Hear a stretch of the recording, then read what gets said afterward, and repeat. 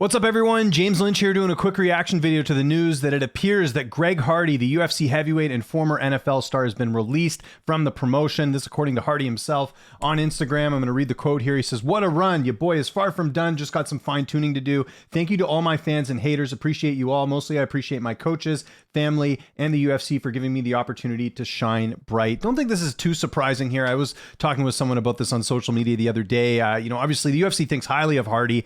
They put him on the pay-per-view main card for UFC 272. They've given him a lot of big opportunities in the octagon, not only from opponents, but placement on the card. And he was paid well. I don't know the exact figure here, but he was definitely paid a lot more than other fighters as well. And that's because of the fact that he's a former NFL player. Now, of course, Hardy coming with some controversy as well. We know the deal here. We don't need to get into it. Obviously, the stuff that happened outside of the NFL field earlier in his career that has sort of plagued him his entire career. But you look at the record here, not that surprising. Greg Hardy, loser of 3 straight fights. I mean, the Spivak fight was a fight that he should have won, and he didn't end up winning. I know he was the underdog in the fight, but still, you got to beat a Sergey Spivak if you want to keep your spot on the roster. Losing to Tai Tuivasa, not a bad loss. Tybura's pretty good too. And then his 2 other wins are against guys, that are not in the UFC anymore. Actually, all of his wins in the UFC are against guys that aren't in the UFC anymore. Maurice Green, De Castro, Smolakiov, and Juan Adams. Lost to Volkov and lost to Tybura and Tuivasa and Spivak. So there you go. Not too surprising